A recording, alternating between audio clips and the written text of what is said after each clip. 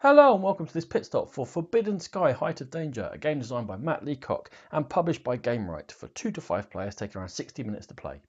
Forbidden Sky is the third game in the cooperative series of games which started with Forbidden Island, continued with Forbidden Desert, and narratively it takes some of that story onwards, in that the flying machine you successfully created at the end of Forbidden Desert has landed on a platform 7,000 feet in the air in the middle of an electrical storm and has now gone kaput.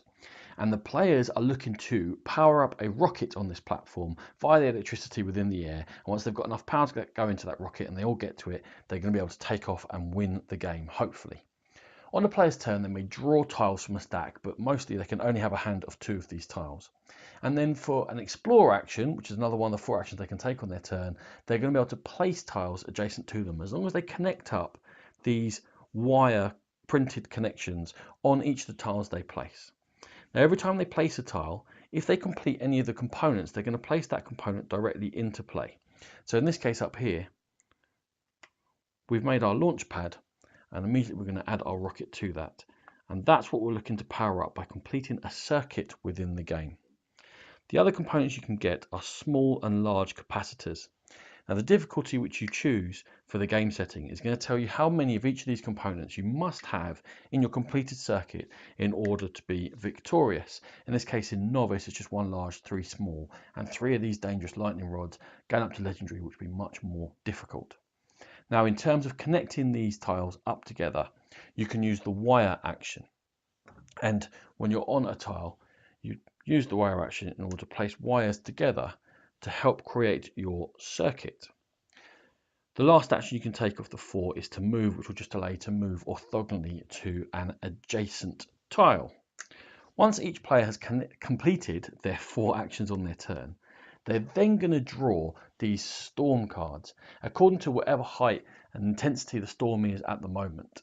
Now, they're going to have various effects. For example, there might be high winds. In high winds, they're going to have a wind direction down or up, and it's going to blow all of the characters in the current direction.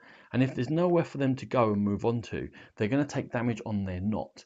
And one of the ways in which the game will end is if any character has lost all of the structure of their rope, they die and the whole team loses. And as I said, those winds can change in direction, so you can't always plan exactly what's going on. Also, lightning can strike.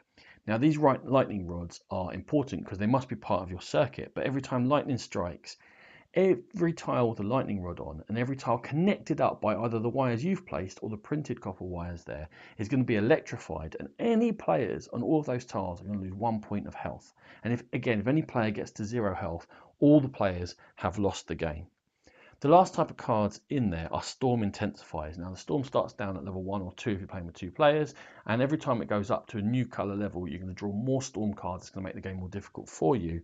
And unlike previous Forbidden games, there's actually a reshuffle card in there, so it's slightly less predictable what the weather's going to do to you. Now, in order to assist you resisting these elements and helping get on and build your circuit, there are certain symbols on the tiles which give you bonuses. For example, there's a Faraday cage here, and any player that's standing on a tile of the Faraday cage when lightning strikes will be immune to it. You'll see here there's a storm shelter, which means whenever wind blows, you won't be getting blown around the place. Also, these are teleporters, and when you're on a tile with a teleporter, you can move to any other tile with a teleporter for just 1 of your move actions. The last symbol here is equipment, and whenever you play an equipment tile, you get to draw from the equipment stack, and there's various things in there which will help you out, like defrayers to help you repair your ropes, strike shield which will protect you from lightning, a jetpack where you can fly anywhere, or a time throttle to give you extra actions. And there are many more different ones of those in the equipment deck. Also, each character has got its own powers, like the medic who can heal, the climber who can jump across from platform to platform even if they're not completely corrected, or the electrician who can do a free wire on their turn. In the end, you're trying to get all of the players onto one of the launchpad tiles, and then you're looking to make the very last connection on your circuit as long as you've got all the components in place, and hopefully your rocket will power up, it will launch, and you will be the winners in Forbidden Sky. This has been a Game Pit Stop. For more videos like this, check out our YouTube channel, or for more in-depth coverage of gaming, please find the Game Pit podcast. Thank you.